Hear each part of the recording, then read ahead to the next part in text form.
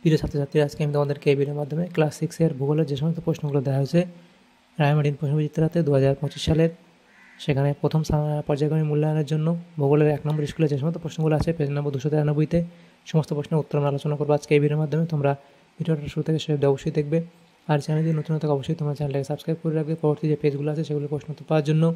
এবং এই প্রশ্ন উত্তরের পিডিএফ তোমরা পরবর্তীতে আমাদের টেলিগ্রাম চ্যানেল থেকে পেয়ে যাবে। ডেসক্রিপশনে লিঙ্ক দেওয়া হচ্ছে টেলিগ্রাম চ্যানেলে, সেখান থেকে তোমরা টেলিগ্রাম চ্যানেলে যুক্ত হয়ে যাবে, তাহলে পিডিএফগুলো পরবর্তীতে তোমরা সেখান থেকে পেয়ে যাবে। তো এখানে দেখো 1 নম্বর স্কুলে যে প্রশ্নগুলো দেওয়া হয়েছে, 1-এর দাগে বলা হয়েছে সঠিক উত্তরটি বেছে নিয়ে লেখো। প্রথম প্রশ্ন, কল্পনা চাওলা মহাশূন্যে পাড়ি দেন 1997 সালে, অপশান এ। এরপরে নেপচুন গ্রহের রং, এটা হবে নীল, অপশান সি। এরপরে মূল মধ্যরেখার মান হলো কত ডিগ্রি, সেটা হলো 0 ডিগ্রি, অপশান বি। ভারতের ক্ষুদ্রতম রাজ্য হলো কোনটা, গোয়া। এরপরে আছে যে ব্রহ্মপুত্রের একটি উপনদী হলো, সেটা হবে কি তিস্তা, অপশান এ। তাহলে এখানে এমসিকিউ টাইপ প্রশ্ন হলো 5 নাম্বার ছিল, এগুলো হলো। এরপরে দেওয়া আছে শূন্যস্থান পূরণ করো। প্রথম প্রশ্ন, কোপারনিকাস ছিলেন ড্যাশ দেশের জ্যোতির্বিজ্ঞানী, ড্যাশ দেশের জ্যোতির্বিজ্ঞানী, সেটা লিখবে কি পোল্যান্ড দেশের। তাহলে কোথাকার, পোল্যান্ড দেশের জ্যোতির্বিজ্ঞানী। নেক্সট প্রশ্ন, মিরান্ডা ড্যাশ গ্রহের উপগ্রহ, মিরান্ডা কোন গ্রহের উপগ্রহ, তাহলে কি লিখবে ইউরেনাস গ্রহের উপগ্রহ, তাহলে এটা তোমরা লিখবে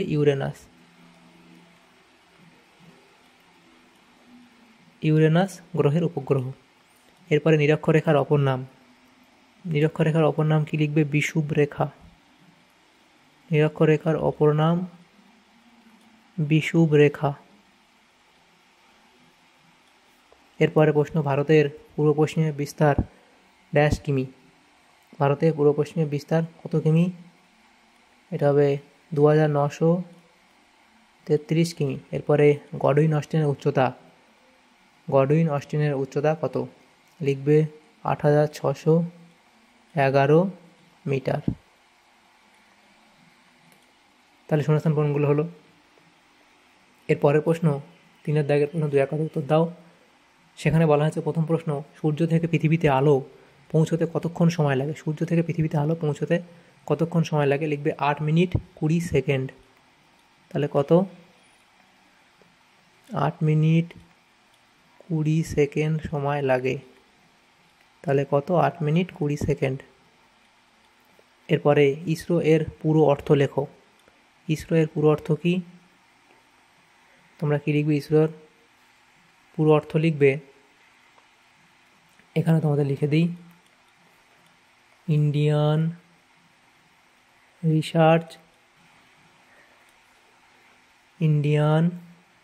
স্পেস রিসার্চ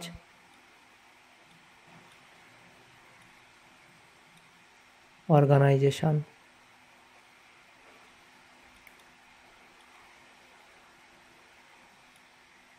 তাহলে কি হলো, ইন্ডিয়ান স্পেস রিসার্চ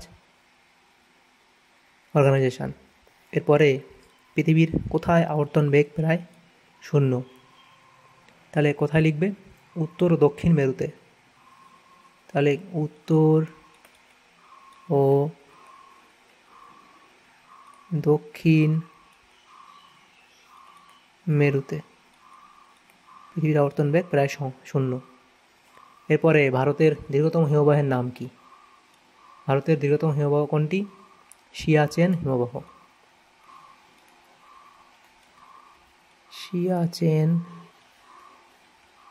হিমবাহ। এরপরে প্রশ্ন, একটি দুন এর উদাহরণ দাও, লিখবে উত্তরাখণ্ডের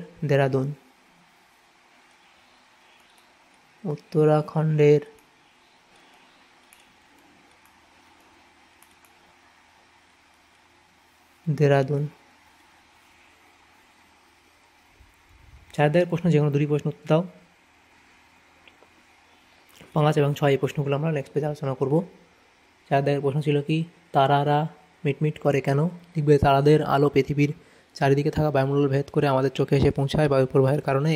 এই বায়ুমণ্ডলের বিভিন্ন স্তরে ঘনত্ব তাপমাত্রার অনবরত বদলায়, তাই বায়ুমণ্ডল ভেদ করে আসা তারার আলোগুলিকে দেখে মিটমিট করছে মনে হয়। আমরা যদি পৃথিবীর বায়ুমণ্ডলের বাইরে মহাকাশ থেকে দেখি তাহলে তারাগুলি স্থির আলোতে বিন্দুর মতো দেখাবে।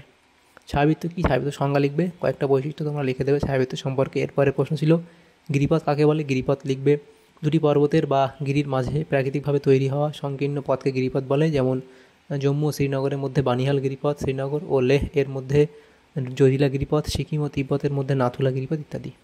এবং গিরিপথের কটা বৈশিষ্ট্য তোমরা লিখে দেবে। তাহলে এই প্রশ্ন হলো।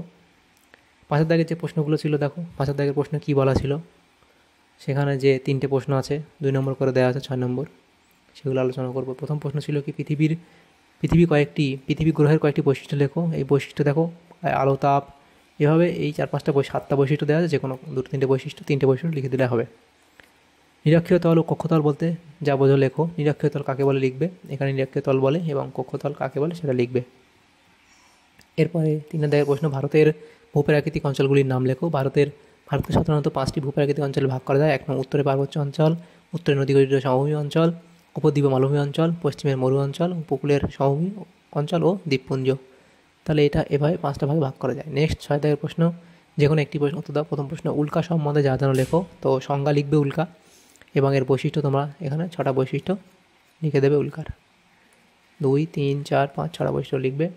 এরপরে প্রশ্ন চিত্র অঙ্কন করে পৃথিবীর প্রধান প্রধান অক্ষরেখাগুলি দেখাও। দ্রাঘিমা রেখা কাকে বলে লিখতে হবে। দেখো দ্রাঘিমা রেখা কাকে বলে তোমরা লিখবে। অক্ষরেখা যে ছবিটা তোমরা বই থেকে পেয়ে যাবে সেখান থেকে এঁকে নিও।